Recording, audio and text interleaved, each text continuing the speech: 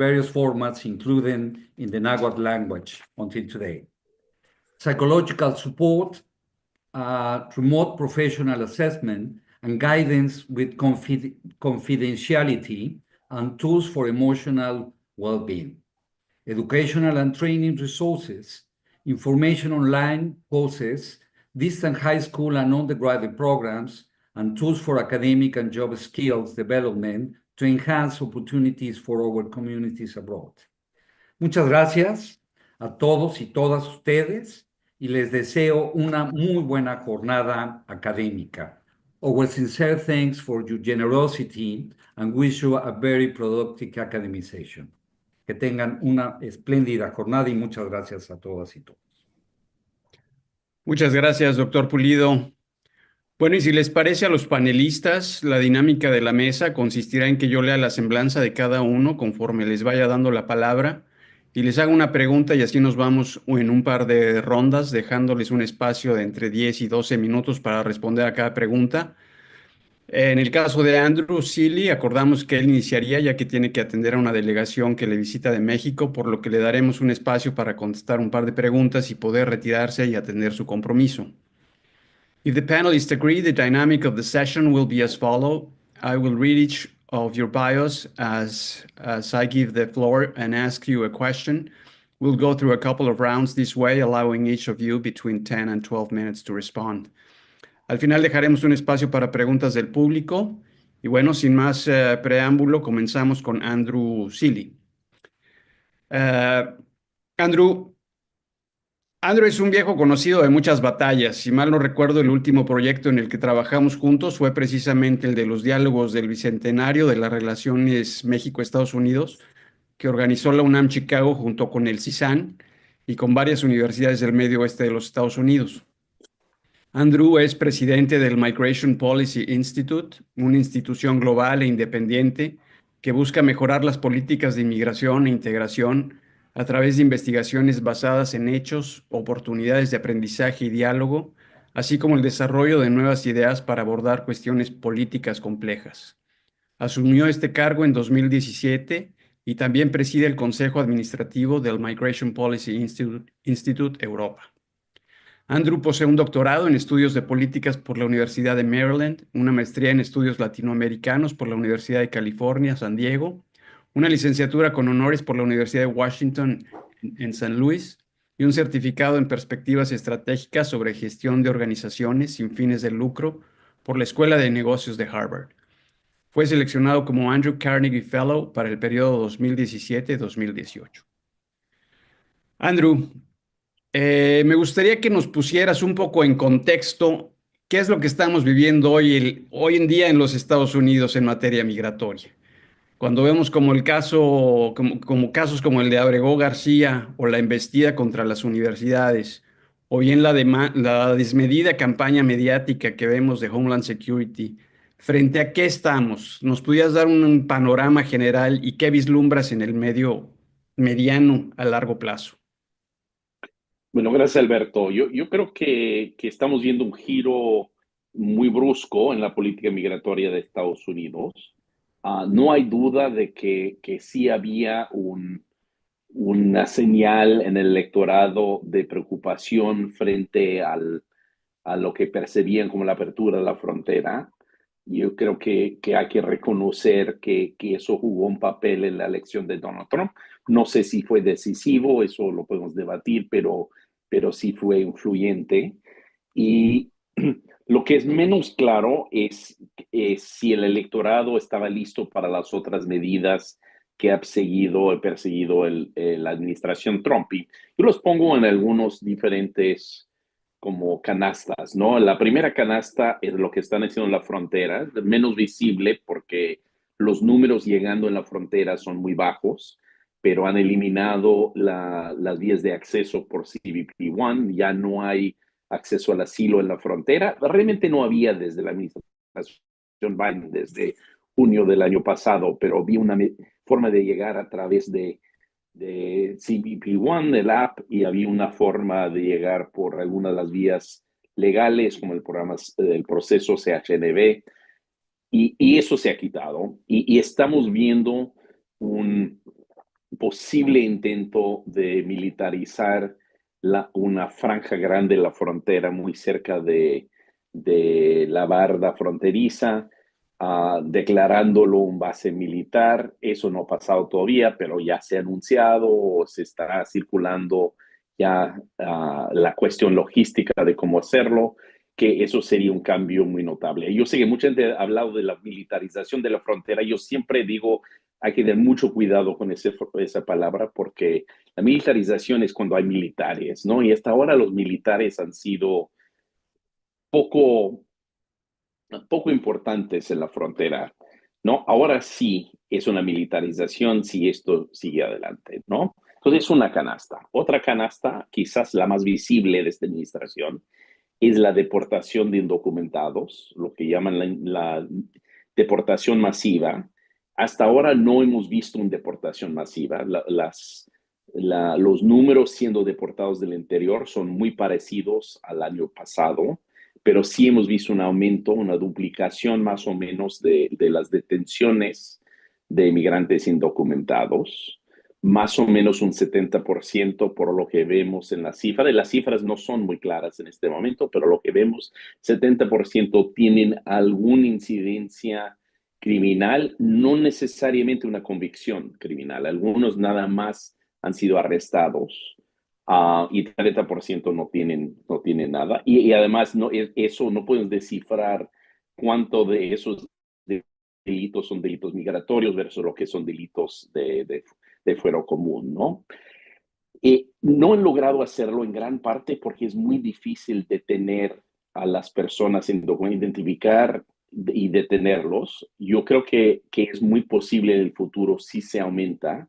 Están haciendo dos cosas que se van a cruzar en algún momento y que debemos estar alertos a esto. Uno es que están conectándose a las bases de datos que tiene el gobierno de los Estados Unidos, incluyendo el Seguro Social, ¿no? Que permite identificar personas que tienen números ITN, personas que tienen probablemente direcciones más actualizadas. Eso sí siempre había sido así limitado el acceso a casos muy excepcionales.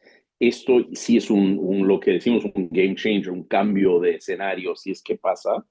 Y también otras bases de datos, el uso de Big Data, de datos grandes, de data grande, es una cosa que debemos tomar en cuenta, que podría ayudarle a identificar personas. Y segundo es que en el presupuesto del presidente, que aún no se aprueba, pero en algún momento se va a aprobar, probablemente no tenga efecto hasta en septiembre, pero eso sí va a generar, o octubre, va a generar mucho más recursos para ICE, la agencia encargada de las detenciones.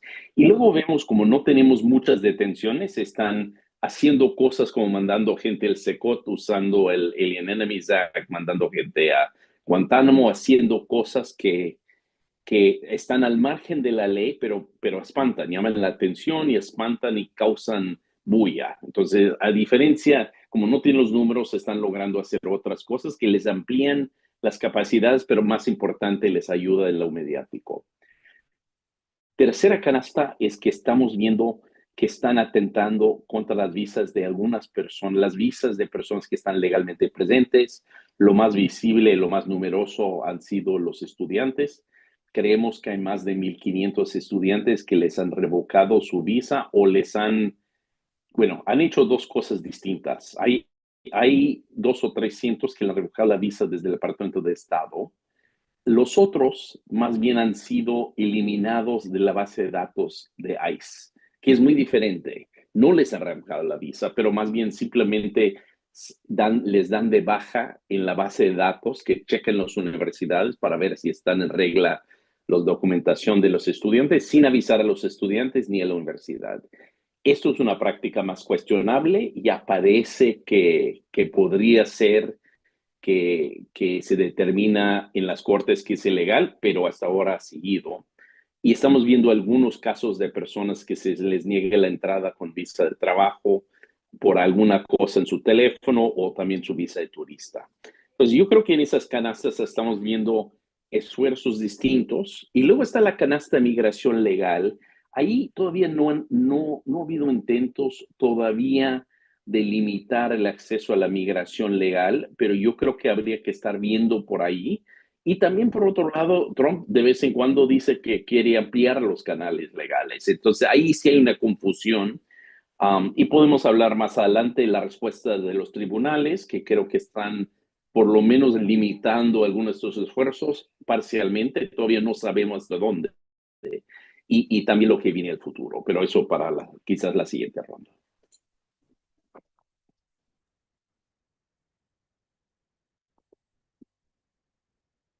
¿Sí me escuchas bien, Alberto? Sí, Sí, ok. perdón. Bueno, vaya, vaya que es dramático el tema. Si quisieran, podríamos pasar con Erin. Erin nos puede poner en contexto, porque le pensábamos preguntar sobre el tema de las órdenes ejecutivas. Erin, welcome to the panel. I had a chance to speak with you briefly yesterday and introduce myself. Erin is going to be speaking in English. La profesora Corcoran estará hablando en inglés. Erin es profesora asociada y directora ejecutiva del Instituto Kroc de Estudios Internacionales de Paz, miembro del cuerpo docente de la Escuela de Asuntos Globales, KEOG, y profesora afiliada tanto al Instituto de CLAU de Derechos Civiles y Humanos como al Instituto PULT para el Desarrollo Global en la Universidad de Notre Dame. Obtuvo un doctorado en jurisprudencia en la Facultad de Derecho de la Universidad de Georgetown y una licenciatura en Filosofía y Estudios Religiosos en la Universidad Estatal de Montana. Especializada en Derecho y Políticas de Inmigración en Estados Unidos, Derecho de Refugiados y Asilo y Trata de Personas, la enseñanza de la profesora Corcoran en Notre Dame se centra en temas jurídicos complejos a nivel nacional y local. Imparte cursos sobre migración forzada y refugiados, diálogos sobre diversidad, estudios de paz y ha asesorado a estudiantes de asuntos globales en sus proyectos de titulación. También ha impartido cursos sobre el proceso administrativo, Derecho Internacional de los Derechos Humanos y fundamentos del ejercicio legal. Erin, I would like to start by asking, in your opinion, how have specific immigration executive orders altered the process of immigration, and what are the immediate and long-term consequences for individuals and communities affected by these changes? And while we're at it, I'd like to also ask you, what are the primary legal challenges raised against recent immigration executive orders, and how have the courts balanced the executive branch's authority over immigration with the constitutional rights of individuals? Okay, thank you very much, Alberto, and thank you so much for having me here today. And I apologize that my Spanish is not good enough to speak to you all in Spanish. So thank you for accommodating me. So I think the first thing I want to talk about are some of the actions that the Trump administration took right when he came into office in January. One of his big campaign promises is that he was going to crack down on illegal immigration in the United States. One of the very first executive orders that was issued on January 20th of this year was an order claiming to revoke birthright citizenship. And it basically said that any child who is born in the United States to a mother who herself was not a legal permanent resident or a U.S. citizen was born to a mother who was a U.S. citizen, but father was not a U.S. citizen, or a green card holder was not entitled to U.S. citizenship, including individuals where the parents were here under valid visas. And this was particularly troubling because one thing that's very clear is that birthright citizenship was established under the U.S. Constitution under the 14th Amendment. So the president's argument that he could simply revoke it by writing an order on a piece of paper raises considerable constitutional claims as to whether or not he actually has the authority to do so. And I'll talk a little bit about where the litigation is at right now at this point, but it has been before the Supreme Court most recently. In addition to that, he's also taken broad actions with respect to revoking humanitarian protection from individuals from countries including Afghanistan and Venezuela under the temporary protected status. He's also issued an executive order that claims to be targeting individuals who are engaged in anti-Semitic activity as the basis, revoking students' visas and arresting individuals who have been engaged in protests who are critical of actions that the state of Israel has taken against Palestinians in the Middle East. And I would also like to comment that in addition to these executive orders that have been issued, particularly with the second executive order, where there's been several different arrests and detention of individuals who were here in the country on valid visas under this order, arguing that they were a threat to national security. He's also asked the Department of Homeland Security, particularly Immigration's Customs Enforcement, ICE, to attempt to cooperate with local law enforcement in order to conduct raids in immigrant communities and deport people who don't have valid immigration documents, which also raises considerable claims about their rights being violated because they're going under the guise of warrants for arrest without going through the court system. I think all of these orders, as well as a lot of the rhetoric that we're hearing from the administration and administration officials, is particularly troubling because in addition to the actual laws that he's trying to change and alter as the president, he's creating an incredible amount of fear and uncertainty in communities around the country. We've heard instances of people afraid to go to the hospital, afraid to send their children to school, afraid to even go to houses of worship that he issued, which basically said that he would rescind the Safe Spaces memo. So historically, in the Department of Homeland Security in enforcing immigration laws, has recognized there are certain places that they should not be going into to check in someone's immigration status, in particular hospitals, houses of worship, and elementary and secondary schools. The idea being that this is not the place to conduct immigration enforcement, and that these people should be allowed to worship, seek medical care, and have their children receive an education, which, by the way, those children are constitutionally entitled to under a U.S. Supreme Court decision. But now those raids are taking place in those spaces as well. So there's a lot of fear here in the United States right now for people who are here on valid status. I have students who are very, very frightened right now that are in my class about whether or not Immigrations and Customs Enforcement can come to the classroom, can come onto campus, can ask for them to show their documents. So there's been some litigation that has been started. I'll talk primarily about the first two executive orders, well, the third one as well. But so the first one, challenging birthright citizenship, there's 3 sets of litigation cases that are working their way through the courts.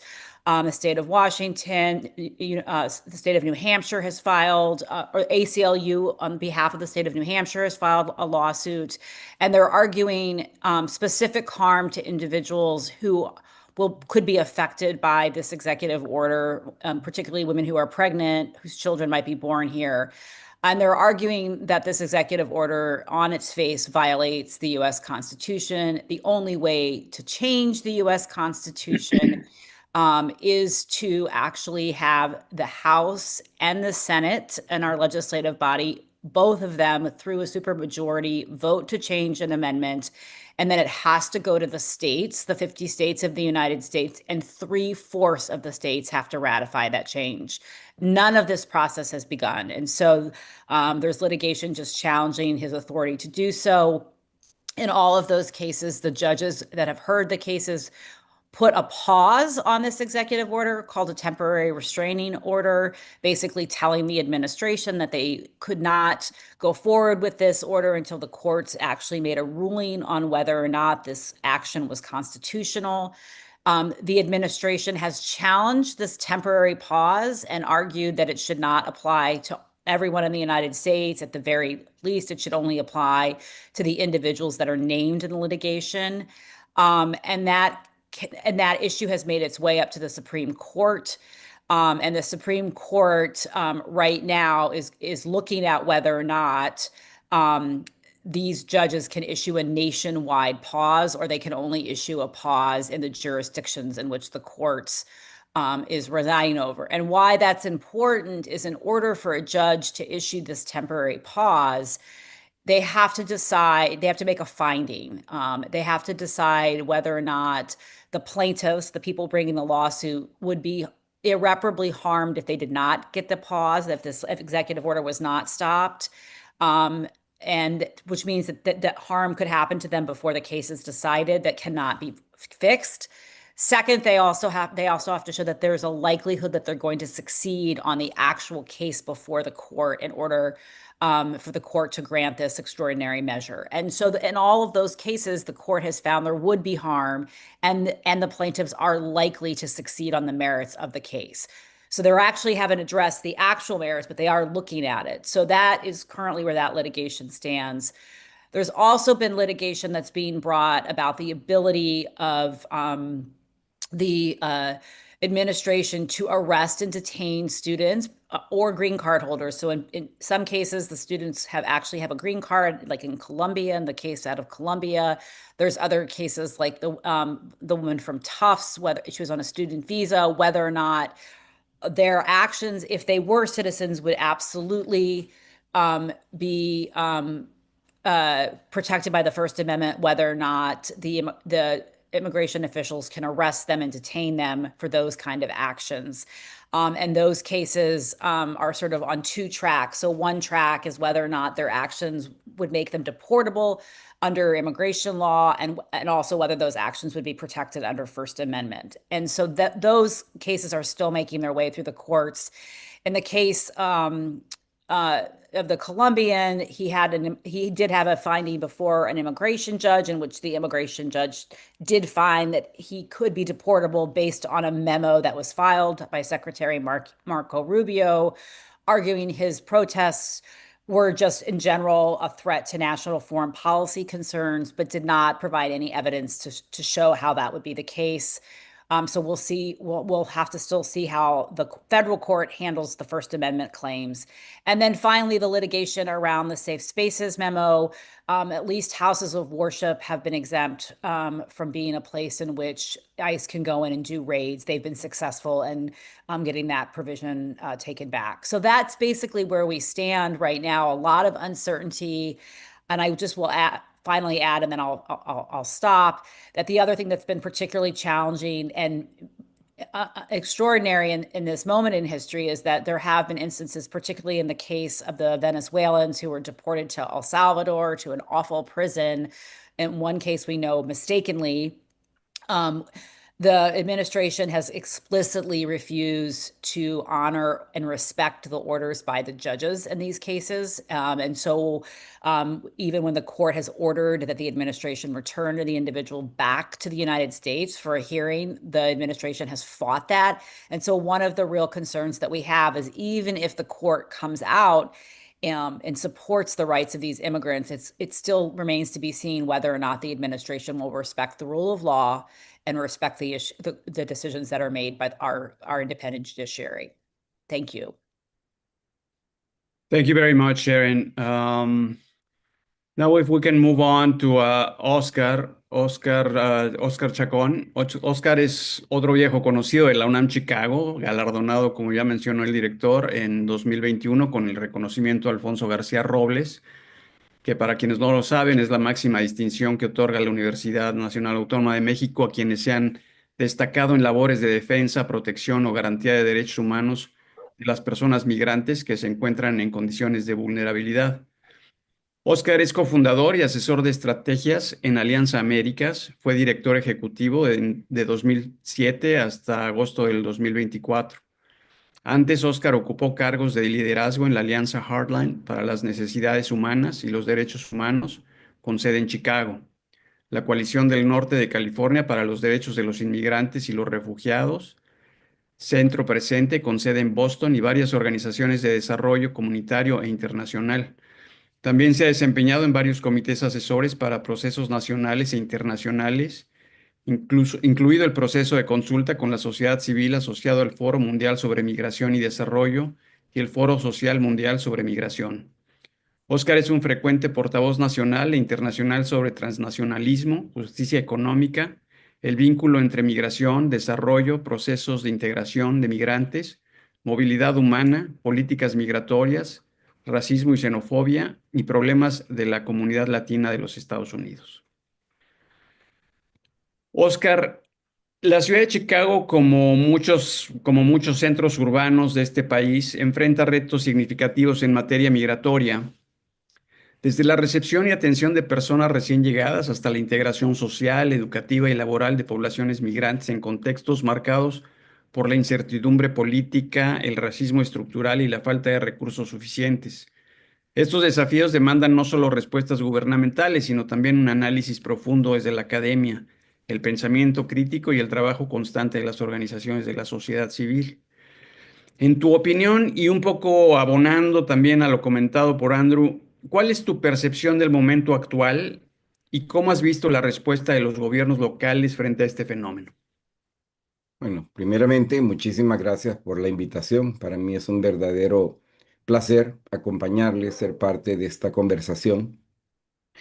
Yo quizás quisiera comenzar diciendo que en realidad creo de que uno de los grandes desafíos que tenemos es cómo entender la naturaleza de este gobierno, digo, de la administración Trump, porque es muy fácil apegarnos a lógicas convencionales que han funcionado en el pasado. Por ejemplo, el concepto de los pesos y contrapesos de los diferentes poderes del Estado, pero que en realidad algo que distingue estos casi 100 días de gobierno de Donald Trump por segunda vez es que hay un apegamiento muy práctico al concepto de concentración de poder en la forma de la autoridad presidencial. El predominio de la rama ejecutiva por sobre cualquier otra consideración en el país. Yo creo que si no entendemos eso, se vuelve bien difícil, ¿verdad? Entender el resto del juego.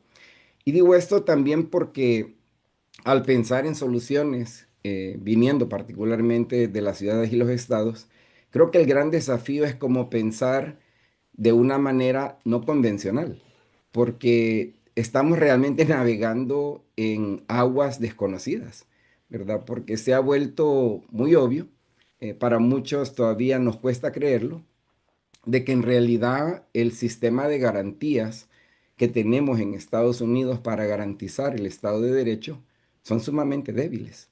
O sea, las leyes existentes tienen 1000 subterfugios cada una y las normas que se han observado por siglos parecerían no importar. Y entonces yo creo que esto es bien importante entenderlo para empezar a llegar a un diagnóstico más acertado de la complejidad del momento que estamos viviendo. Y por el otro lado, yo creo que también es importante destacar que nuevas leyes no hay. La única nueva ley que se ha aprobado desde que Donald Trump llegó al poder en esta segunda ocasión es la ley Laken-Riley, ¿verdad? Que fue aprobada días después de la inauguración presidencial, pero en realidad esta administración lo que está haciendo es haciendo una aplicación sumamente creativa, centrada en el concepto de la autoridad del Ejecutivo de las leyes existentes. Y hay que recordar que las leyes existentes son extremadamente punitivas. La ley del 96 en particular es extremadamente punitiva y francamente nunca hubo una verdadera oposición para revertir, ¿verdad?, esas leyes. Entonces, mucho de lo que estamos viendo ahora, insisto, es una aplicación creativa, perversa si quieren, pero creativa, de las leyes existentes, ¿verdad? Hay mucha crueldad también en la manera como se están aplicando las leyes existentes. Y en este sentido, creo de que una de las vertientes que estamos viendo ir poco a poco tomando forma es el esfuerzo de esta administración de someter a toda instancia que en su opinión es disidente, ¿verdad? Y en este sentido, las ciudades santuarios en particular son identificadas como un punto de oposición que tiene que ser contenido, que tiene que ser neutralizado. Y están buscando utilizar cualquier mecanismo posible para precisamente someter, ¿verdad?, a las ciudades que en alguna medida han representado una manera de pensar diferente, una manera de pensar que desafía, por ejemplo, la tesis fundamental de esta administración que afirma que los extranjeros de hoy somos una amenaza para el país, una amenaza económica, social, política, cultural, etcétera. Aquellas ciudades como Chicago, que se han atrevido a decir algo diferente, que más bien afirma algo que la información, la evidencia disponible nos permite decir, y es que las personas migrantes son una bendición para los Estados Unidos de América. O sea, las personas migrantes que vivimos aquí con o sin papeles, realmente hemos sido un aporte increíble, un aporte difícil de cuantificar, mucho más allá del plano económico. Y en este sentido, yo creo que hay que reconocer que Chicago estuvo mucho en las noticias en el marco de la campaña electoral que culminó en noviembre pasado, por el desafío de tener que bregar, al igual que otras ciudades como Nueva York, como Denver, con la llegada literalmente de decenas de miles de personas deliberadamente enviadas por gobernadores republicanos, particularmente Greg Abbott de Texas, precisamente para causar caos, para causar un desafío, ¿verdad? Porque lo que hay que recordar, y este quizás es el último punto que quiero comentar en este momento, es que la gran desventaja que tienen ciudades como Chicago, Los Ángeles, Nueva York, Denver, Houston, para mencionar algunas, es que por mucho que estas ciudades quieran ser verdaderamente hospitalarias ante los recién llegados, la triste realidad es que vivimos en una nación que nunca se ha preocupado, por lo menos los últimos 50, 60 años,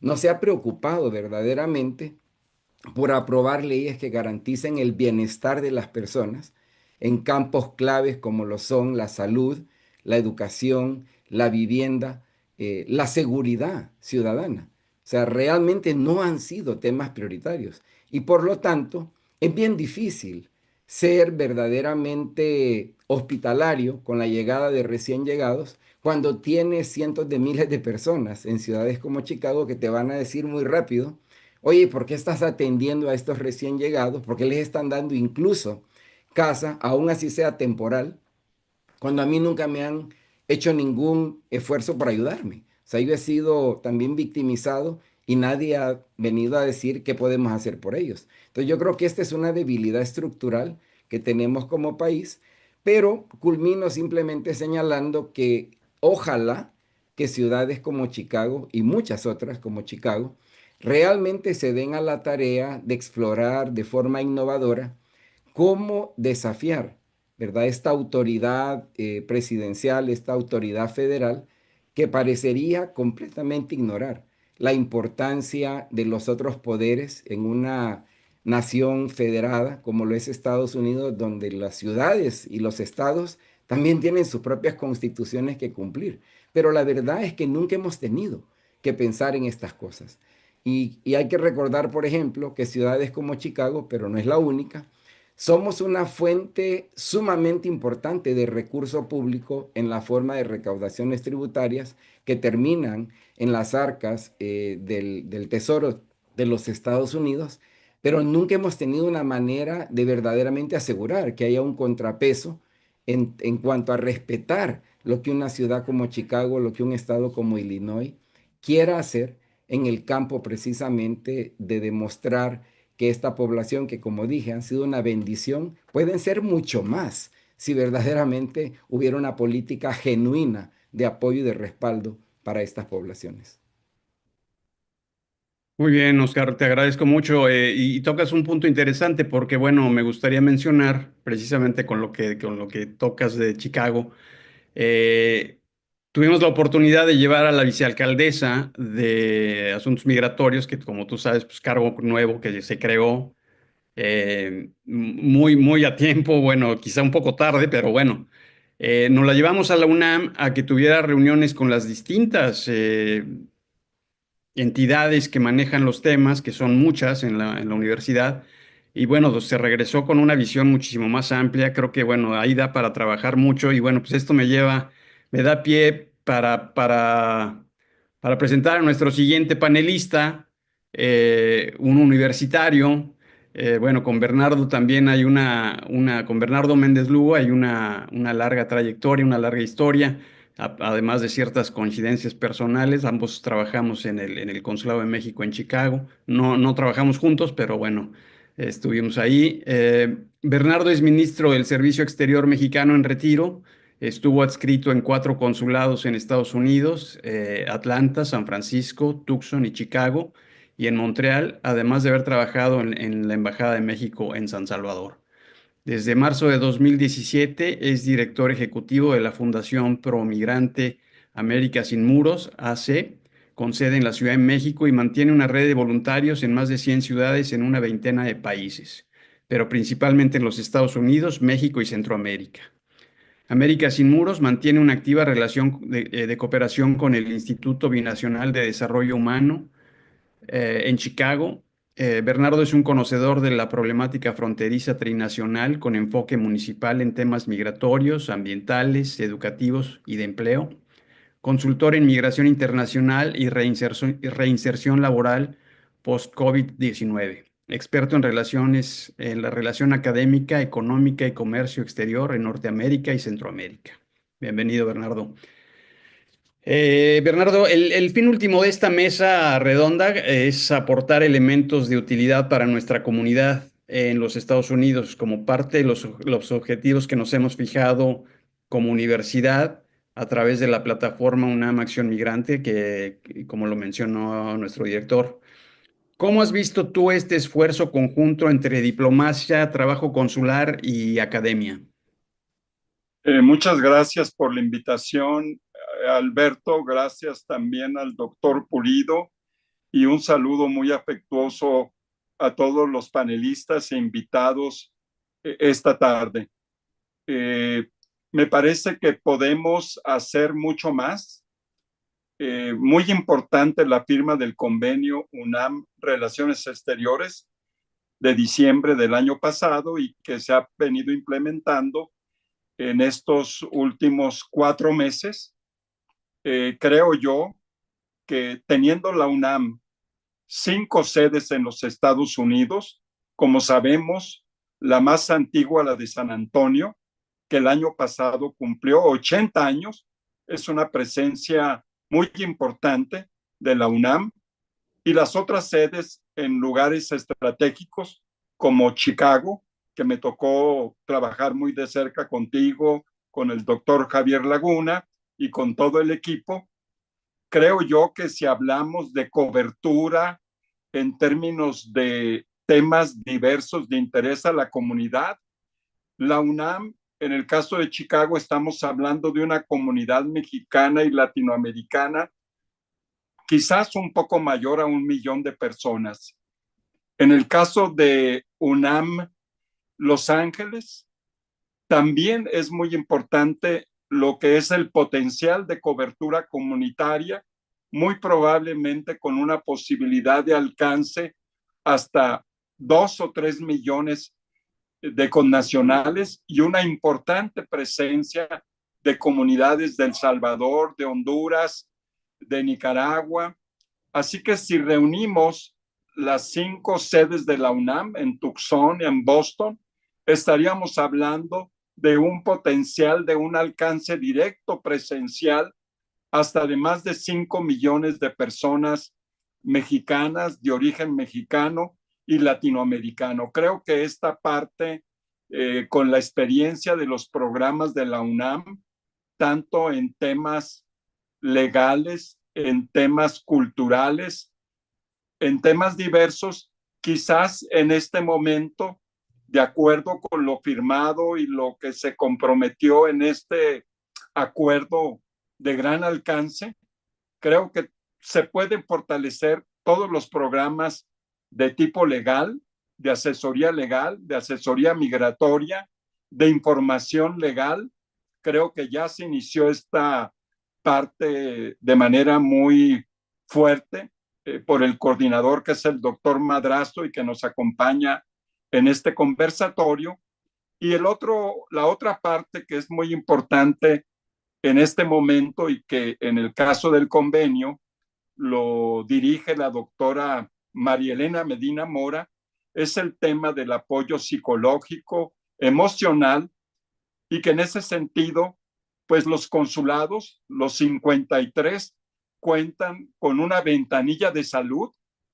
Es muy importante, me tocó trabajar estrechamente en el ámbito de salud cuando se inició la Semana Binacional de Salud en San Francisco, con la doctora Xóchitl Castañeda en el año 2001, y posteriormente en todas las sedes donde he estado en Estados Unidos.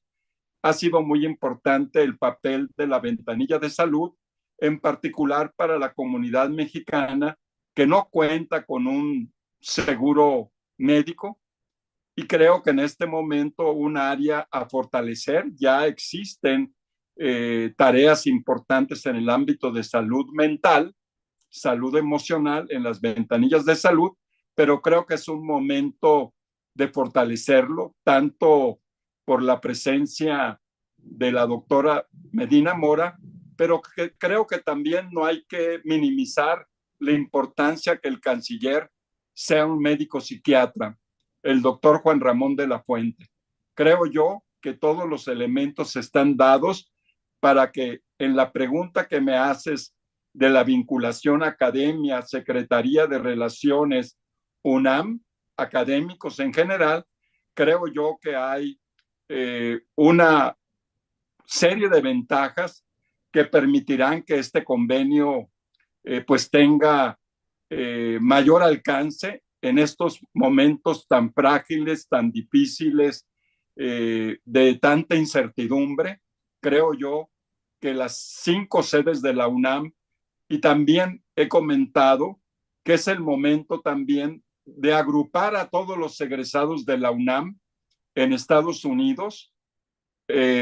Sabemos que hay una red de talentos, por lo menos en unas 20 ciudades de los Estados Unidos y en el mundo, esto vinculado al Instituto de los Mexicanos y Mexicanas en el Exterior, y que esta red, una buena parte de los que participan son egresados y egresadas de la UNAM.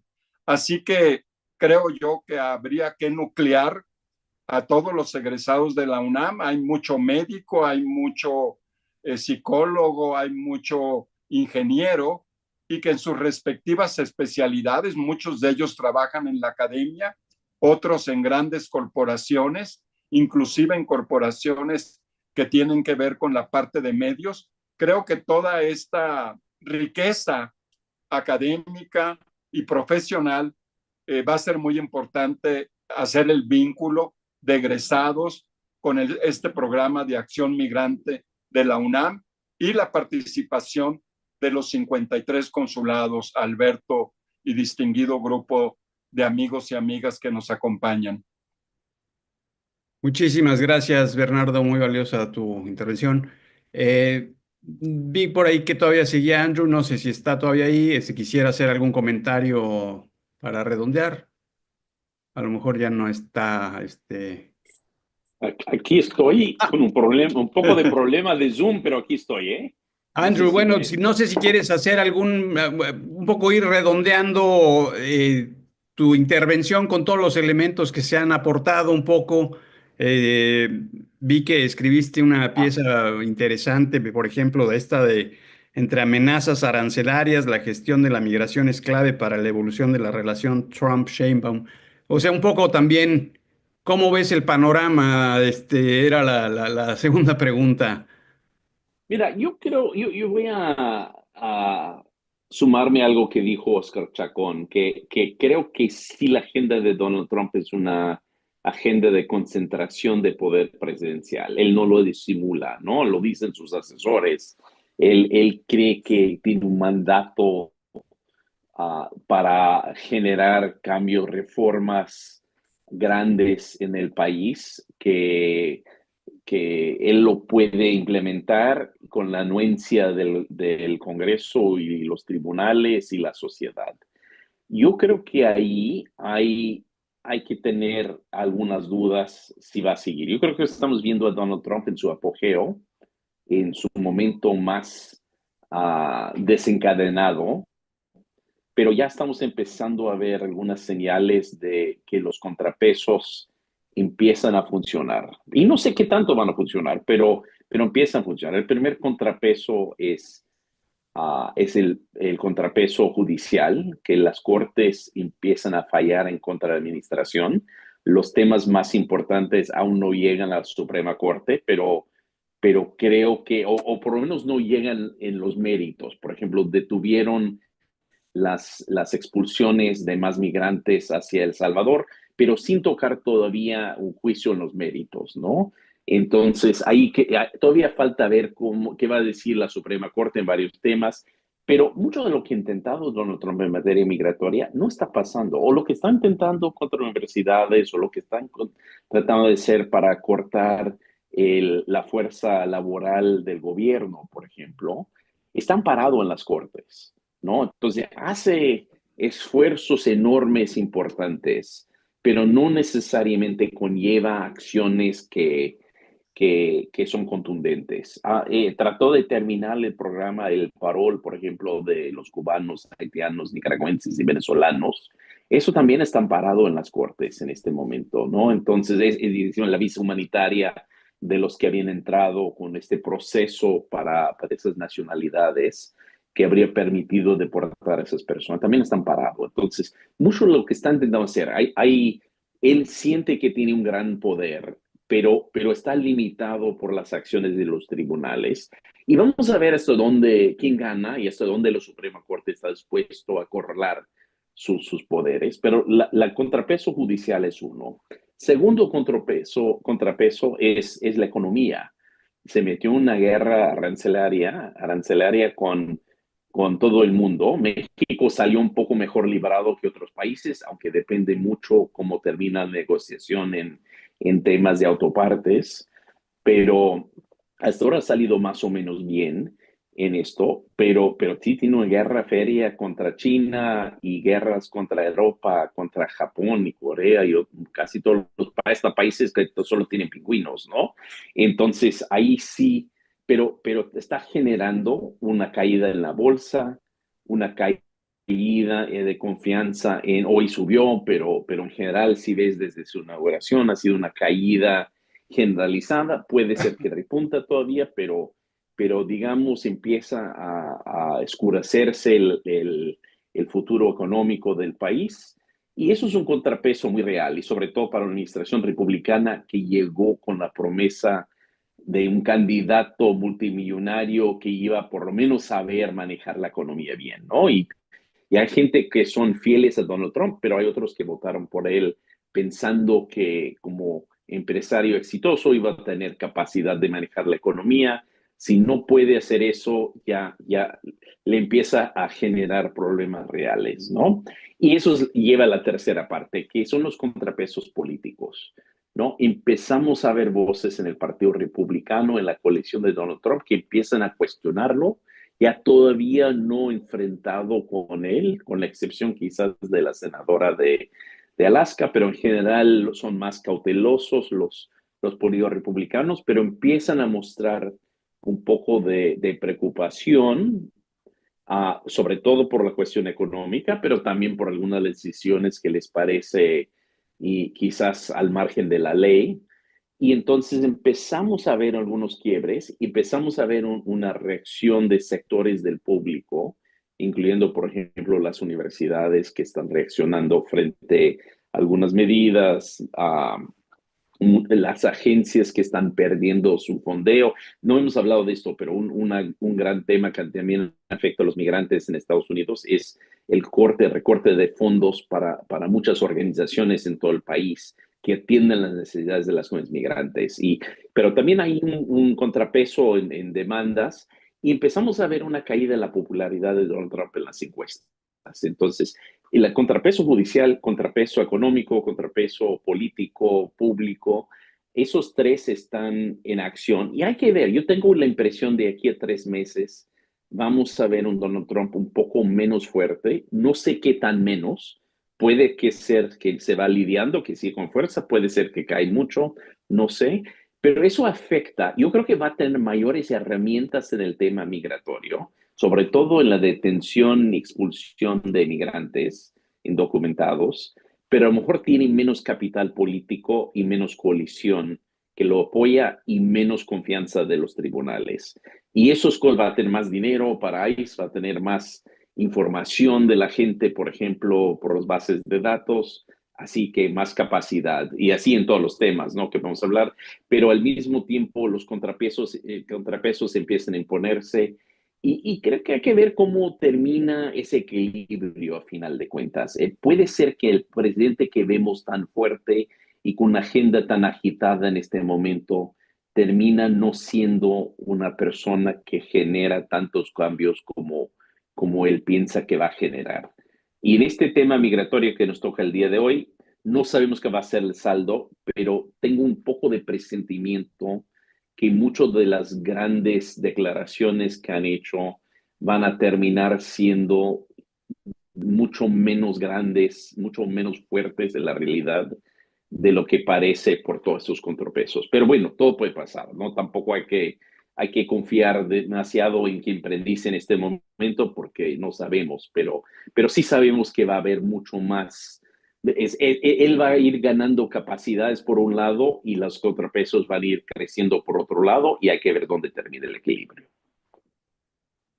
Interesantísimo, Andrew. Y bueno, en relación a este cuarto contrapeso que mencionabas del público, bueno, hemos visto aquí en Chicago, no sé si Oscar tú lo has visto, pero bueno, manifestaciones, aunque la sociedad civil lo ha puesto todo en una canasta, vaya, porque el nivel de agravios ha sido enorme, ¿no? Ha sido, pues, los que se manifiestan contra los programas de equidad laboral, con los de migración, vaya, las tarifas.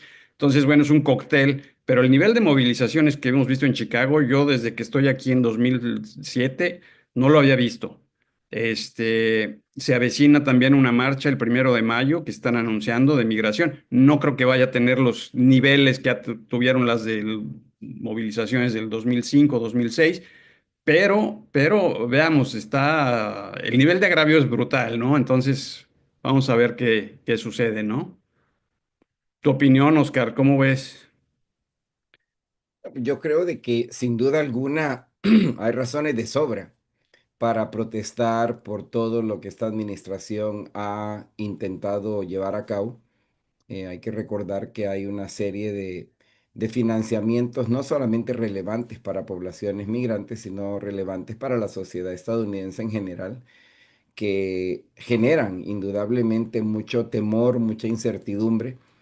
Y creo de que poco a poco se está pasando, por lo menos, de la sorpresa de lo contundente que ha sido el desempeño de esta administración en lo que lleva, que todavía no cumple exactamente 100 días, o quizás ahora o mañana los cumpla, no recuerdo exactamente. Pero creo que lo que todavía falta en la sociedad estadounidense, y esto no es un problema del momento post llegada de Trump por segunda vez, creo que es un problema que hemos venido acarreando en la sociedad estadounidense por décadas, y es la incapacidad de articular una verdadera agenda de oposición bien plantada en el plano económico, en el plano político, social, cultural, y francamente el Partido Demócrata anda perdidísimo, o ha andado pues perdidísimo ya por décadas, y yo creo que eso también le hace muy fácil, en este caso a Trump, hacer, ¿verdad? Lo que ha tratado de hacer hasta ahora. Hay una serie de temas que están surgiendo en este momento. Hay toda una corriente fuerte de oposición que propone la urgencia de un relevo generacional en los liderazgos, porque la gente que está todavía dirigiendo son realmente ancianos. Y yo creo que esa es una cosa que tenemos que reconocer. Y yo soy uno que opina, hasta cierto punto por interés propio, que no siempre es un problema generacional, sino que es un problema de nuevas ideas. Y no estoy hablando de nuevas ideas, el partido político de Bukele. Estoy hablando de ideas verdaderamente novedosas, porque yo por lo menos creo que lo que al público estadounidense le genera mucho malestar, confusión y precisamente ante la falta de claridad de apuestas bien plantadas de oposición, les hace ser un grupo social muy fácilmente manipulable, son los descontentos que se han acumulado a lo largo de las últimas 5 décadas. O sea, Donald Trump le gusta hablar mucho de que la globalización ha sido mala para Estados Unidos. O sea, basta y sobra con revisar qué intereses económicos se han beneficiado más en el planeta para darnos cuenta que los intereses económicos, corporativos y de la gente más rica en Estados Unidos se han beneficiado enormemente. Pero esa no es la experiencia de la mayoría de las personas en Estados Unidos y ciertamente no es la experiencia de personas que viven en entornos más rurales y semirurales, donde sectores completos de la economía, sectores de empleo claves desaparecieron a razón precisamente de un modelo económico que ha sido incapaz de solventar las cosas que más ansiedad, que más incertidumbre le generan a la sociedad. Y yo creo que ahí seguimos teniendo esa debilidad. Yo no dudo de que van a seguir habiendo grandes protestas. Hay mucho interés en este momento de la gente de hacer algo, ¿verdad? Porque no quieren estar simplemente sentados esperando a ver con qué sale Trump mañana, sino más bien hacer algo al respecto. Pero yo puedo decir con bastante certeza que no es suficiente la protesta en sí, no es suficiente reaccionar. Es importantísimo tener una agenda alternativa en aquellos temas que, repito, son extremadamente claves en la sociedad estadounidense. El tema migratorio es uno de ellos, no es el único. Pero precisamente hay que recordar que el tema migratorio, si por algo se ha fracasado en la gestión de derechos, si por algo se ha fracasado en la capacidad de aprobar leyes sensatas que verdaderamente modernicen el sistema migratorio estadounidense a partir del reconocimiento que los migrantes son, como dije antes, una bendición para el país, es porque nos ha faltado concatenar la acción en el campo migratorio con la acción en el campo de reformas claves en el plano económico. Hay que recordar que hasta este día, y hay promesas ahorita sobre la mesa de cambiar eso, pero hasta este día tenemos una de las políticas tributarias más regresivas en el mundo industrializado. Y yo creo que eso es bien importante cambiarlo, porque, repito, el tema de los aranceles cae indudablemente en un vacío porque los aranceles solo jamás han sido solución mágica a los problemas de ningún país. Si estuviéramos hablando de aranceles muy quirúrgicamente planificados, pero en el marco de una serie de otras grandes iniciativas de política pública, a lo mejor estaríamos hablando de otra realidad, pero hoy por hoy yo no veo que Donald Trump vaya a proponer nada que afecte los derechos de la gente más rica de Estados Unidos, de las grandes corporaciones, y por supuesto que van a seguir ocupando algo que han construido no ayer ni de hace 10 años, sino a lo largo de 50 años. La idea de que los extranjeros de hoy somos literalmente un cáncer, somos una amenaza y hay que tratarla como tal. Y yo creo que superar esa narrativa es uno de los grandes desafíos que vamos a seguir teniendo. Sin duda, sin duda. Muchas gracias, Oscar. Aaron, I appreciate your patience listening. I want to get back to you and get back to you on the topic that of your expertise about the executive orders. Considering the evolving legal landscape and all these societal debates, what are the potential future scenarios for immigration policy and enforcement in light of ongoing judicial review of executive orders? What do you think it's? Could you ask that question again? Sorry. Yeah. Well, considering the evolving legal landscape and the societal debates that we're discussing, what are the potential future scenarios for immigration policy and enforcement in light of all these ongoing judicial reviews and of these executive orders?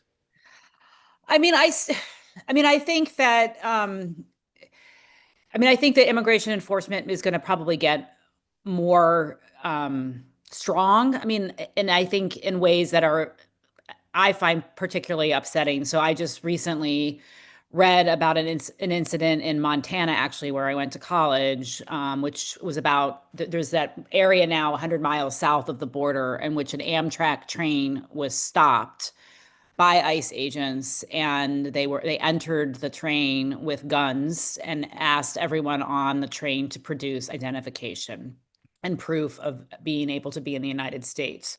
So I do feel like that there's this ramped up enforcement, and I think and ramped up use of fear and threat and intimidation. I feel one of the other challenges, right, and I think that we even saw this under the Obama administration, was because the US Congress has not been able to do anything congressionally with immigration reform. I mean, I think most people in this country would say the immigration laws and pathways that exist right now are broken.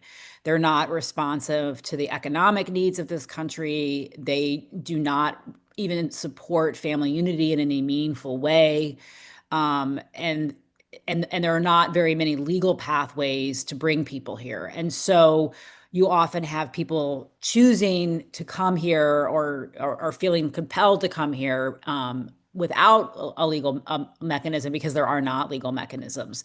And so I feel like until Congress can find some bipartisan solution, you're going to see this increased, ramped up enforcement by this administration, and coupled with really violent rhetoric about immigrant populations that are, empirically not true. And I do think that, one possible place where you may see change is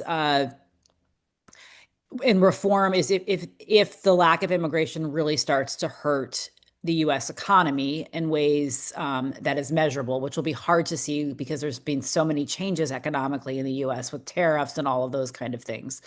And I think the other place we're going to see, a real change is, we recently extended admissions offers to graduate students at the University of Notre Dame as part of our Global Affairs program. And international students are choosing not to come here because, one, they're afraid they can't get a visa, but they're also afraid of how they're going to be treated once they're here.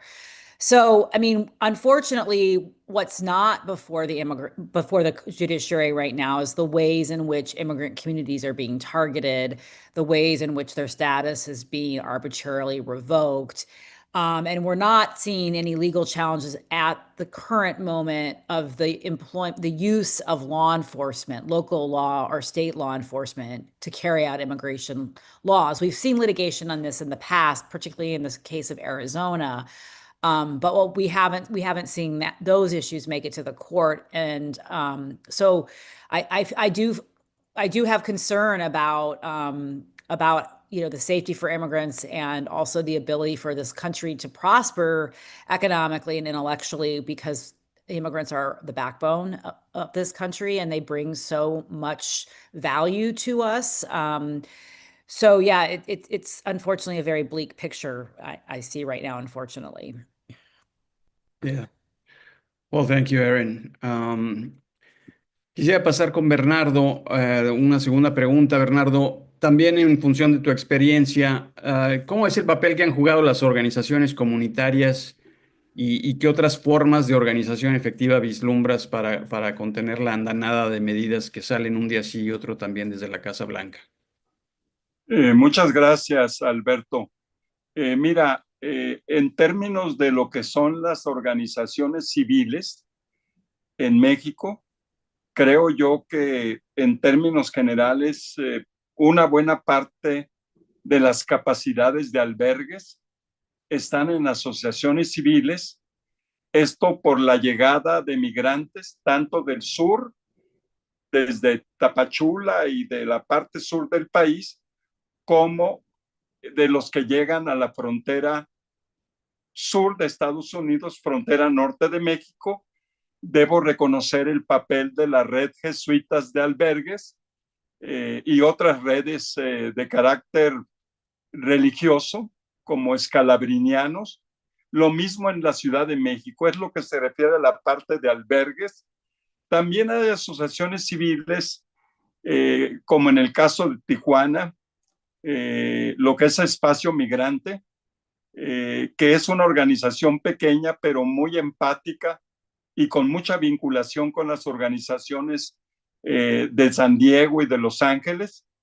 En lo que se refiere a organizaciones que han implementado programas interesantes, debo mencionar a Sin Fronteras, que desde hace varios años tienen una aplicación, Sin Fronteras Contigo, que aún no teniendo internet, viene toda la información para el transmigrante, para el solicitante de asilo. Así que estas organizaciones son diversas, sabemos de Médicos Sin Fronteras y obviamente las organizaciones de las Naciones Unidas que han sido vitales para la Comisión Mexicana de Ayuda a Refugiados, la COMAR. Sin el apoyo de OIM y ACNUR sería muy difícil, todavía sigue siendo limitados los recursos, se han incrementado 5 veces solicitantes de asilo, de refugio en México, pero los recursos siguen bastante limitados en los últimos 4 o 5 años.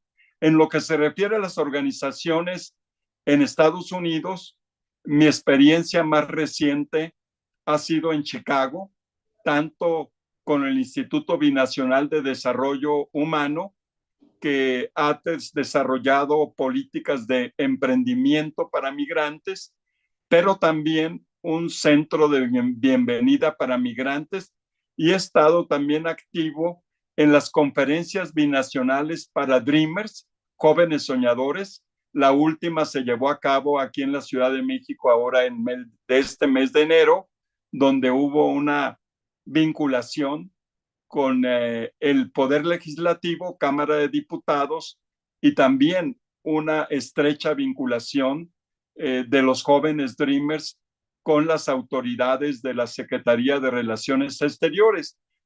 También en el caso de Chicago, organizaciones migrantes de michoacanos organizaron en Morelia el Día Internacional del Migrante el día 18 de diciembre pasado, teniendo pues un gran consenso de sus contrapartes de migrantes, muchos regresados, muchos de las familias binacionales. Como sabemos, la mitad de la población michoacana está en Estados Unidos, y en el caso de Chicago, pues hay varias casas Michoacán y líderes que participan en iniciativas ya vinculadas a organizaciones de los derechos de inmigrantes y refugiados. Creo yo que hay otras organizaciones en México muy importantes, y hemos tratado en el caso de América Sin Muros de tener esa vinculación también con las fundaciones europeas, como la Fundación Naumann de Alemania, que tenía este proyecto de Más Puentes, Menos Muros, y también con la Casa de la Universidad de California, donde seguramente algunos de ustedes conocen al que fue director, Albert Brown Gort, egresado de Notre Dame, y que pues hemos realizado en conjunto, siempre tratando de sumar en el ámbito institucional también alguna cooperación, no solamente con las autoridades federales, sino también con los estados que tienen secretarías del migrante, como Michoacán, el caso de Guerrero, de Zacatecas, de Guanajuato, de diferente orientación política los gobernadores, pero que creo yo que aquí lo fundamental, Alberto y distinguidos invitados y panelistas, es importante tener las coincidencias o buscar las coincidencias. No siempre hay una total afinidad en todo. Nosotros hemos sido críticos de la política migratoria, de la situación del comisionado del Instituto Nacional de Migración en México, pero creo yo que siempre buscamos alguna manera de cooperar y de conocer los puntos de vista. Hay una comisión ciudadana que participa con el Instituto Nacional de Migración, y en todos los ámbitos y espacios, creo que tanto espacios académicos, con el Colegio de México, con la UNAM y con instituciones también en diversas partes del país, creo que debemos buscar esa confluencia en los aspectos fundamentales donde hay coincidencias. Repito, no siempre se puede coincidir en todo, en los ámbitos, por ejemplo, de personas que tienen una misión partidista o una misión gubernamental. Nosotros ya en mi caso, como persona de una organización civil no partidista, tratamos de hacer puentes con todos los partidos, fuerzas políticas, fuerzas religiosas. Hay algunas que son muy empáticas en el ámbito del apoyo y de acciones muy concretas para la comunidad migrante, no solamente la comunidad migrante en Estados Unidos, los deportados, las familias separadas y muy importante el tema de la transmigración, ya que muchos transmigrantes, tanto los que van de Centroamérica y de otros países, sienten mucha incertidumbre al atravesar el territorio de México, violaciones, extorsiones, y ahora con los que lleguen a la frontera de México, algunos centroamericanos y de otros países de Latinoamérica, hay mucha preocupación y creo que ahí también es muy importante la cooperación entre los gobiernos. Quiero reconocer también el gran trabajo que realiza el presidente Arévalo en Guatemala, que no ha sido el caso desafortunadamente pues de otros gobiernos de la región.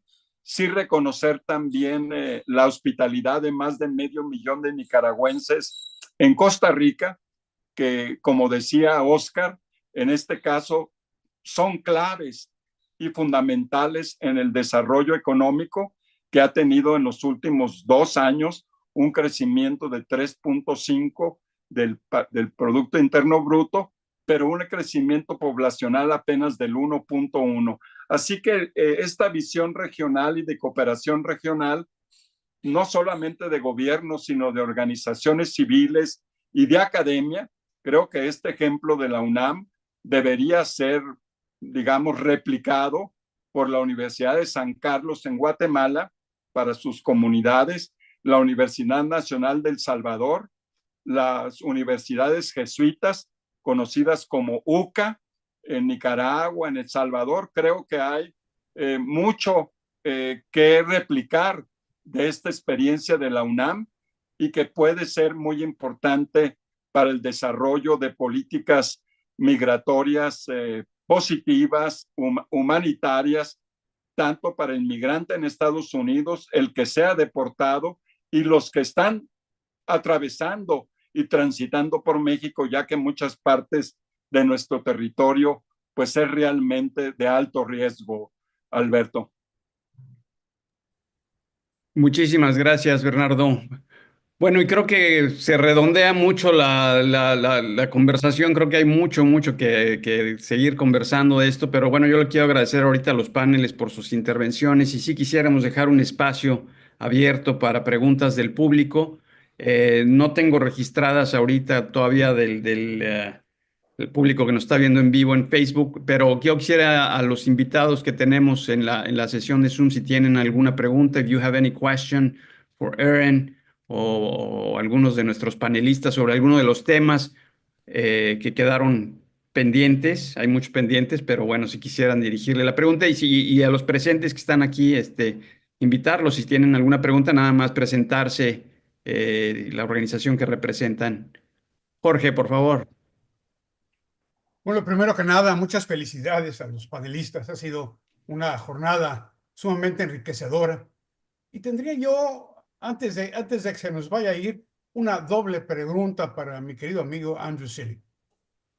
Y la primera es, ¿qué tanto los Estados Unidos no están dentro de esta ola que está viéndose en muchos países del mundo sobre todo a partir de la Rusia postsoviética y de la actitud del presidente Putin, que se ha ido desdoblando primero a las repúblicas socialistas soviéticas y luego a países como Hungría o como Turquía, a ciertas experiencias en Inglaterra con el con el primer ministro Johnson, fenómenos en América Latina, las expresiones del presidente de la Argentina que tiene al señor Trump como su superhéroe, el tema Nicaragua, el tema Estados Unidos. Esta idea de realmente deteriorar el Estado como ahora lo conocemos para crear otro, un Estado premoderno, en donde no haya este famoso, la deep bureaucracy, que parece que todo el mundo la quiere derrotar, y esta enorme tentación por concentrar el poder. ¿Hasta dónde esto no es parte de un fenómeno mucho más global? Esa es la primera pregunta. Y la segunda es, con una Suprema Corte de Justicia en los Estados Unidos compuesta por 6 originalistas y 3 justicias que viven la Constitución, ¿qué podemos esperar del aterrizaje de la estrategia del presidente Trump a nivel judicial? Bueno, yo creo que sí estamos viendo un patrón común en muchas partes del mundo, ¿no? Y algunas veces ese nombre de la derecha, lo vimos en Hungría, lo estamos viendo en Estados Unidos, en otros lugares como en Nicaragua se dice, o en Venezuela, es la bandera de una supuesta izquierda.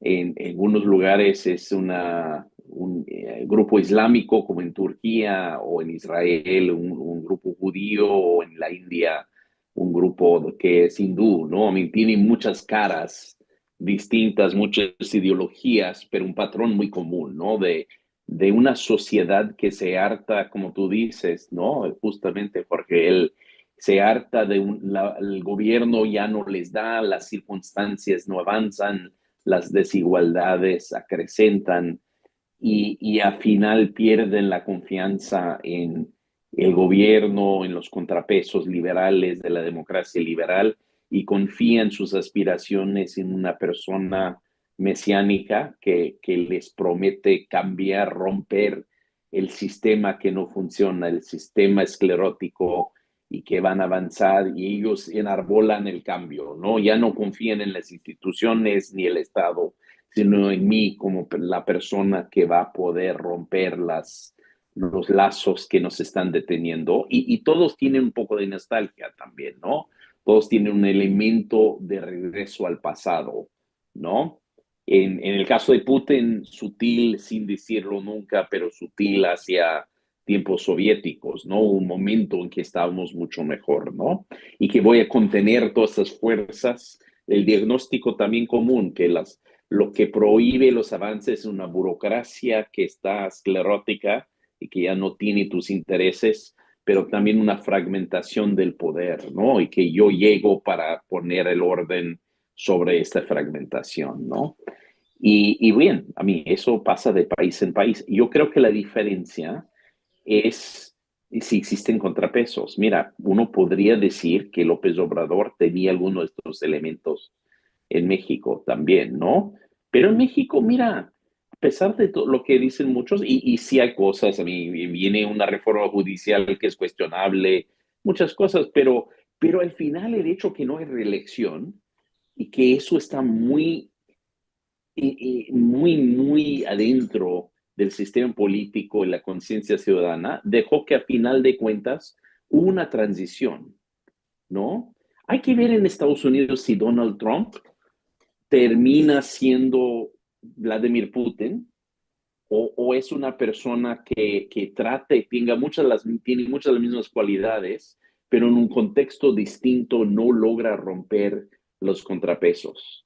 Y no sé, vamos a ver al final lo que pasa, ¿no? Yo creo que importa, yo creo que un patrón común en los liderazgos que surgen, también en los votantes que apoyan a esas personas, pero también lo que es distinto es el contexto alrededor, ¿no? El contexto institucional, los contrapesos y quizás también la psicología de las sociedades, ¿no? Y hay que ver cómo se interactúa con el líder que está mesiánico, que está en medio. Entonces, ahí vamos a ver. Ahí vamos a uno de los contrapesos, Jorge, claves que tú mencionas, ¿no? Que es la Suprema Corte. Mira, yo creo que para demócratas, la Suprema Corte les va a decepcionar en muchas cosas, pero yo creo que para los trumpistas también les va a decepcionar en muchas cosas. Yo veo dos magistrados, y aquí Erin es la experta en temas judiciales en este grupo, pero Erin, you're the expert on these issues, on the judicial issues, so you may want to jump in on this, but yo veo a Amy Coney Barrett y a Justice Roberts, John Roberts, siendo un poco escéptico de la concentración del poder presidencial. Roberts es muy político en cómo piensa las cosas. A mí ya dijo en diciembre que la Constitución prohibía la concentración de poder.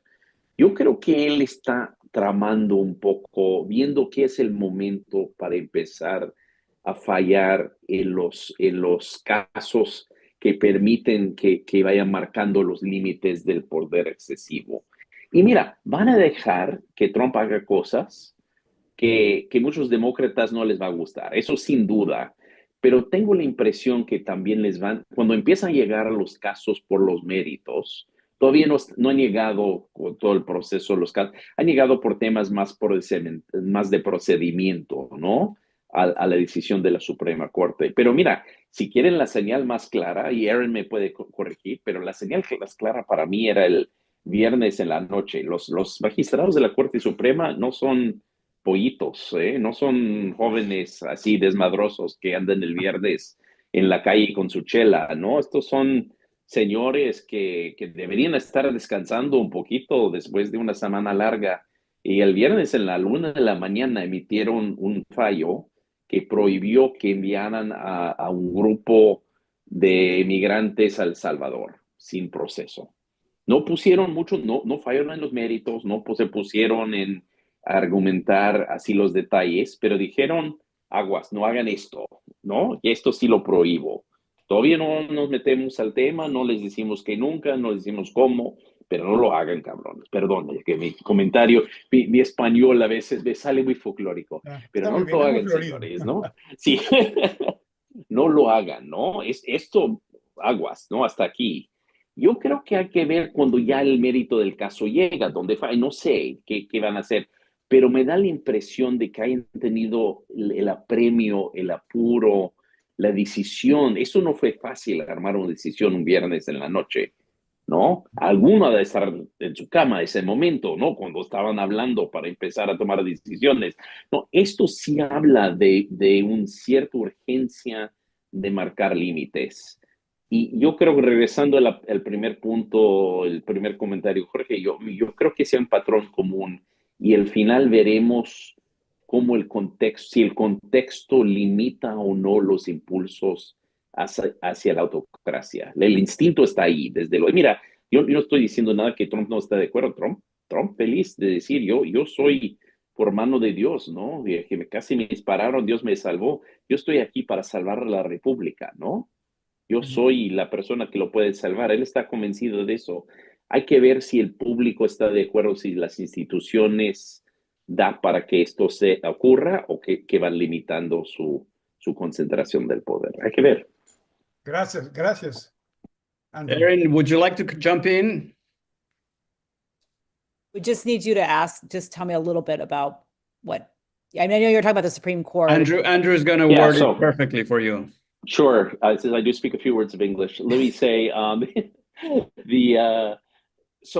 I was saying on the court question specifically is I think the Supreme Court it's a conservative court. They're not going to rule the way that Democrats would like every time by any means, but I also think they're not going to rule the way Trump would like. And I get the sense that both Roberts and Coney Barrett are actually very concerned about the limits of presidential power, maybe Kavanaugh as well, to a lesser extent, and they may actually try and find ways of marking the limits of presidential power and maintaining the guardrails of liberal democracy.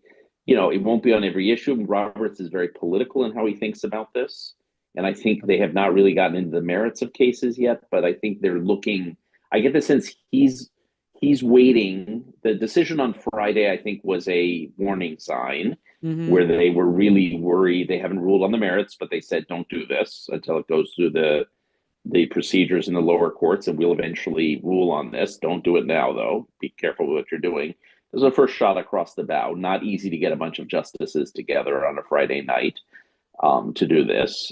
And I think we need to wait and see when the actual merits of the cases get to the Supreme Court, how they rule. And actually, I would say that the courts, you know, we may think the courts have not done much yet, but if you look at it, the U.S. federal workforce has actually not gone down that much because the court cases, right? I mean, you know, let's see, the number of a CHNB program, plea hearing process, has probably, the humanitarian parole has not ended yet because of a court case.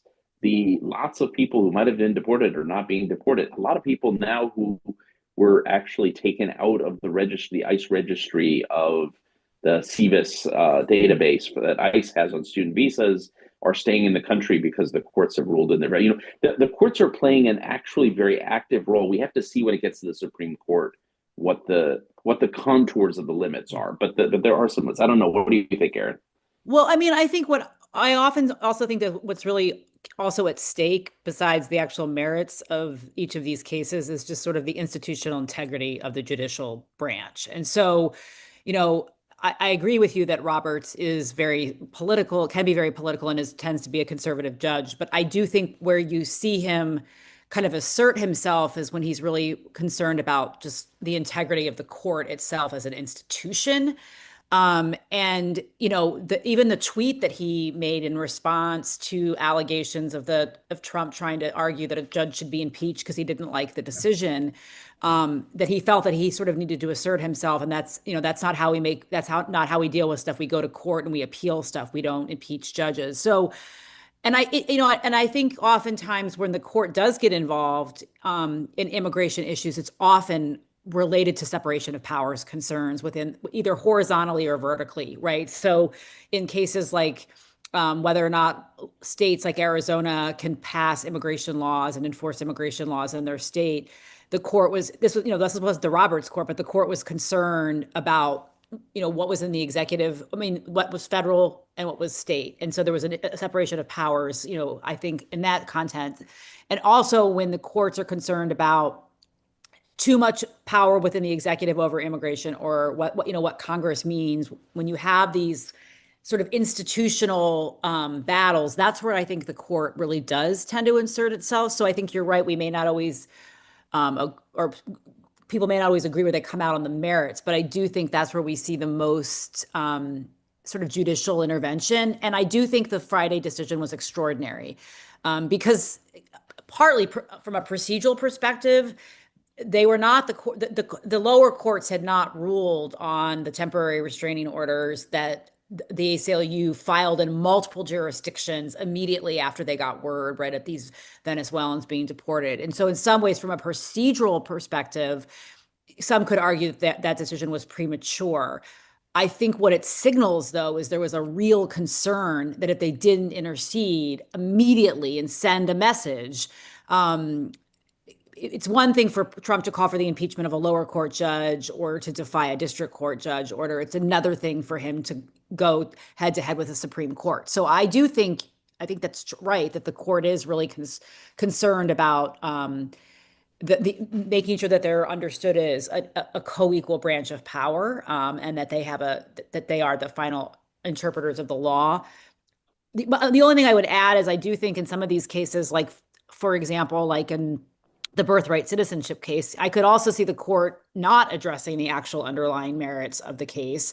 But what they often do, and this even predates Trump, is dismissing on more procedural grounds, like arguing that the plaintiffs before them don't have appropriate standing, or that there hasn't really been harm yet. So they don't get to whether or not the executive branch is acting outside of its authority. But I do think that they're very concerned about the potential for a constitutional crisis. Yeah. And on birthright citizenship, I mean, Erin, correct me if I'm wrong, but the real question before the Supreme Court is only a question of whether lower courts can do nationwide injunctions, That's right? the current issue It's that not is the merits. I mean, they might at this point, signal right? a So little bit on the yeah, merits, but they haven't been asked to decide on the merits, not right? yet, because the lower courts haven't. So you could see them saying, okay, courts, you can't issue nationwide injunctions for every single, which all that means is then now the ACLU will go into every single jurisdiction and get, Yeah. I think, yeah, they could. There are already 4 injunctions on this one. So Right. yes, they could go into many more. They would very likely get injunctions elsewhere. This has been Yep. ruled on by conservative and liberal judges. Yes. So Yeah, yes. exactly. Yeah. And on Friday night, it was a 7-2 ruling. So Right. we know, I mean, Justice Alito made the exact case that Aaron did, which it is, I mean, he said, this is unusual. We should actually let the lower courts, rule on this. We should not actually be stepping in here. And yet you had 7 justices that said, yeah, you may be right, but we're ruling on this here. And we're making a decision right. And Yeah. you saw them defy a district court saying, don't do this. And they deported people anyway. Right. So I Yeah. think there's evidence to suggest that the administration wouldn't have followed the lower courts. Right. There's precedent for that. Thank you, Erin. Thank you, Andrew. Guillermo, tienes una pregunta. Sí, muchas gracias, Alberto. Bueno, en primer lugar, les agradezco muchísimo a Erin y a Andrew, a Oscar y a Bernardo las espléndidas participaciones que tuvieron el día de hoy. Todavía estamos aquí y todavía tenemos tiempo para algunas preguntas. Y a mí me gustaría, Oscar tocó el tema de que los inmigrantes son un arcoíris de oro que más allá de los temas y asuntos económicos, bueno, generan toda una serie de riqueza alrededor de diferentes sectores artísticos, intelectuales, en tecnologías, científicos, etcétera. Así es. Y también tocó el tema de las ciudades santuario.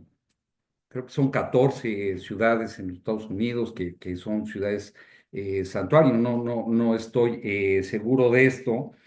Y los recursos que invierten los sectores públicos para la migración, para la migración en términos generales, y más allá de eso, lo que ha pasado en estos últimos 3 años con la llegada de migrantes desde Texas, desde el estado de Florida, a estas ciudades santuarios, creando todavía una crisis mayor. Pero no nos hemos referido precisamente a la enorme riqueza, aparte de lo que comentaste, Oscar, económica que producen precisamente la migración en este país.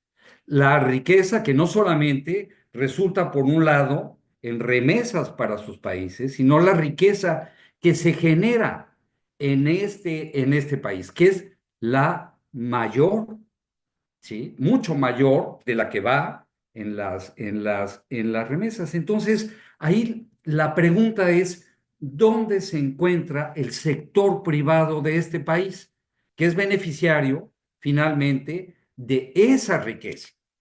¿Sí? ¿Cómo está invirtiendo más allá el sector privado transnacional, muy, muy fuerte, a la que Trump quiere ahora favorecer, ¿sí? Que es la riqueza el sector que recibe toda esa riqueza, ¿sí? ¿Cuál es el papel que está jugando en todo esto? Y si vamos a ver en el futuro a este sector que tiene alguna preocupación, ¿sí? Por la migración. Muchas gracias a todos y bueno, esa es mi pregunta. Gracias. Gracias, Guillermo. Oscar. Pues mira, voy a responder un poco en base a mi experiencia de los últimos 25, 30 años, tratando precisamente de influir los procesos de cambio en la política migratoria estadounidense. Pero antes de responder directamente sobre el rol del sector privado, del sector empresarial, quizás es importante señalar con claridad que algo que hemos aprendido y es algo difícil de entender en un círculo de personas como el que nos acompaña hoy, es decir, personas académicas, personas intelectuales, seres humanos pensantes, capaces de ejercer excelente raciocinio, no entender que el tema de los datos económicos no ha servido para prácticamente nada en cuanto a cambiar la manera que la gente se siente acerca de los extranjeros. Y te lo digo porque todos aquí hemos visto que en las últimas 2 semanas se han esfumado, se han desaparecido más de 5 millones de dólares en pérdidas en la bolsa de valores. Es decir, que si tú quieres cuantificar económicamente hablando lo que significan los migrantes, pues sí, significamos mucho, pero no significamos 5 millones de dólares. Entonces yo creo que es bien importante entender este fenómeno porque este fenómeno está en el corazón de por qué hemos fallado en cambiar la percepción pública, en cambiar la lectura dominante, la narrativa dominante acerca de qué significan los extranjeros en nuestro país, ¿verdad? En Estados Unidos específicamente. Y esto se repite en otras sociedades también. Yo creo que el gran desafío que tenemos y que hemos tenido y en alguna forma lo hemos ignorado casi que por negligencia, es que necesitamos compensar el argumento emotivo, el argumento emocional con el argumento intelectual, ¿verdad? Entonces es casi como un desafío de cómo llegas a la mente, pero primero tienes que llegar al corazón y al estómago. O sea, si no logras llegar ahí, es bien difícil, ¿verdad? Cambiar la manera de pensar. Y estoy hablando, repito, no de círculos de personas como este, porque si tú haces encuestas con las personas que tienen más educación en Estados Unidos, los argumentos económicos seguramente van a tener resonancia, pero con la mayoría de la gente común y corriente no han tenido mayor impacto. Entonces eso me lleva un poco al sector corporativo. Francamente, yo siento que el sector corporativo, como regla general, ha dicho lo correcto, han declarado posturas positivas acerca de por qué es importante aprobar reformas que le permitan a personas que viven en Estados Unidos sin papeles acceder a la condición de residencia permanente, pero no han ido más allá de verdaderamente poner su peso económico en la balanza, ¿verdad? Y para mí la explicación es bastante lógica. El status quo, el estado actual de las cosas, les ha sido extremadamente beneficioso en una sociedad realmente adicta a la generación continua de riquezas cada vez mayores y a la concentración de esas riquezas, mayormente hablando.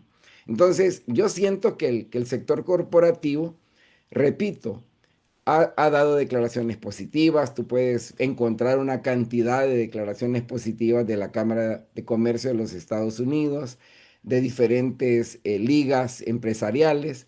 En el ámbito local también hay muchas declaraciones positivas, pero insisto, se han quedado prácticamente en declarar lo positivo de la migración, pero no han tomado el paso siguiente, que es verdaderamente poner los pies en el fuego de los políticos a quienes con frecuencia financian para que verdaderamente obren de forma tal que se corresponda con lo que los datos, con lo que la evidencia nos dice acerca de las personas migrantes.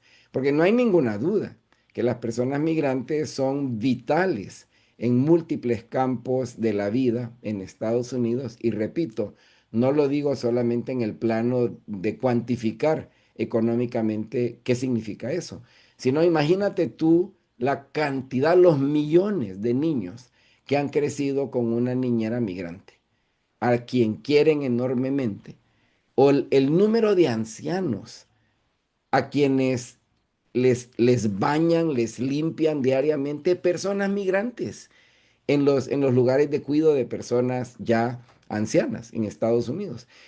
Te repito, eso no tiene un valor monetario. O sea, sí tiene, pues, pero no es el único. Yo creo que es bien importante autocuestionarnos sobre de qué manera tenemos que replantear el debate, los términos de la conversación cuando de personas extranjeras hablamos, porque esto que yo he dicho de que los migrantes son una bendición para Estados Unidos, yo te lo puedo replicar en muchas otras sociedades, donde los extranjeros son una bendición, y no solo por lo que aportan, no solo por lo que significan en términos de su contribución al PIB o lo que significa su contribución tributaria con relación al total de recaudaciones tributarias año con año. O sea, es un desafío mucho más complejo que el plano netamente cuantificante. Muy bien, Oscar, muchísimas gracias. Pues bueno, nos estamos acercando ya al final de esta transmisión. Yo sí quisiera, antes de cerrar, pues pedirles a nuestros panelistas si tuvieran alguna conclusión, algún cómo cerrar. Erin, I'm just saying that we're about to wrap up, and I just wanted to give the floor to each one of you just to give us hope. Now, just to give us, what are you thinking? Like a few words of for closing, if you'd like to. I We're mean, gonna- I can go first if you want. Sure. Sure. So I think, I think one thing of hope is I think it's really important for universities to be coming together and collaborating and across the globe and across the country. Today, over 200 universities issued a statement in which the University of Notre Dame signed, talking about the importance of universities being a place for intellectual home and for discourse and conversation. So like this partnership tonight, this coming together and intellectual conversation and sharing of information and collaborating with UNAM it gives me hope. And I think about the ways in which we can continue to inspire our young to speak up and take action and have support. So these kind of conversations give me hope. Thank you. Thank you very much. Totally agree with you. Bernardo, ¿quisieras algunas palabras de conclusión? Muchas gracias, Alberto. Muchas gracias, doctor Pulido, y a todos los panelistas. He compartido ya con el doctor Jorge Madrazo algunos documentos que pueden ser de utilidad y que han sido elaborados ex profeso para esta etapa que se vive. Para la población inmigrante irregular, tengo las 10 reglas de oro para el inmigrante mexicano y latinoamericano en Estados Unidos. También tengo las reglas de oro para las familias deportadas y separadas, con una buena cantidad de consejos y orientaciones. Y también las 10 reglas de oro para el transmigrante que cruza territorio mexicano, cada vez más riesgoso, sea que regresen de Estados Unidos o que todavía intenten llegar.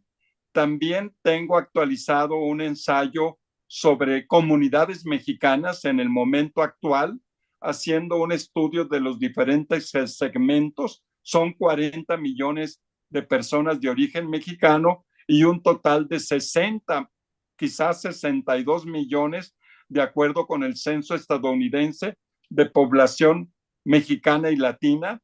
Sobre esas comunidades mexicanas y latinoamericanas también tengo un documento. Y por último, un proyecto de cobertura médica, Salud Migrante 2025, que surge de una iniciativa del académico Dr. Scott Robinson, jubilado de la UAM Iztapalapa, en el que he venido colaborando para el tema de cobertura médica, tanto en Estados Unidos como en México. Esos serían algunos documentos que ya he compartido con el doctor Jorge Madrazo, pero que estoy abierto para recibir sus opiniones, sus críticas y lograr tener un mejor acabado de estos documentos. De nuevo, un agradecimiento profundo y un honor haber estado en este conversatorio. Saludar a mis antiguos amigos de mucho tiempo, Óscar Chacón, el doctor Jorge Madrazo, con el que trabajamos un libro de derechos indígenas, cuando fue presidente de la Comisión Nacional de Derechos Humanos, y después coincidimos estando yo en San Francisco y él como cónsul titular en Seattle.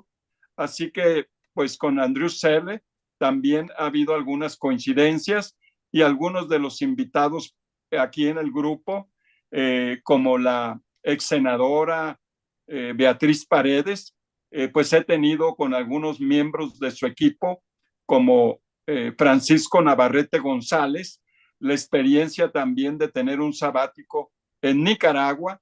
Así que no solamente El Salvador, sino también en Nicaragua, pues tuve una experiencia de ver un poco esa dinámica de esa migración nicaragüense hacia Costa Rica. Muchísimas gracias. Muchísimas gracias, Bernardo. Muy valioso tu aporte también. Y bueno, recordarle también al público que bueno, esta transmisión quedará en Acción Migrante de la UNAM Chicago y de UNAM San Antonio, para quienes gusten también consultar el programa. Oscar, ¿tienes algunas últimas palabras? Ya sé que estás medio afónico, pero... En primer lugar, decir que estoy muy de acuerdo con los comentarios hechos por Erin y por Bernardo. Es un placer realmente estar en este espacio. Agradezco mucho la invitación. Y yo estoy convencido que hay dos cosas claves que tenemos que hacer. Uno es que la gente, cada una, vaya entendiendo cada vez mejor no solo cuáles son sus derechos, sino cómo los practican, ¿verdad? Esos derechos, porque para mí ese es como la llave inicial que inicia procesos organizativos que le permiten a la gente superar ese miedo que sienten cuando se ven solos y empezar a conectar con otras personas como ellos para precisamente avanzar en esta tarea enorme de cómo le damos más agencia propia a la persona migrante. Yo mismo como migrante he vivido eso y por eso lo creo absolutamente fundamental.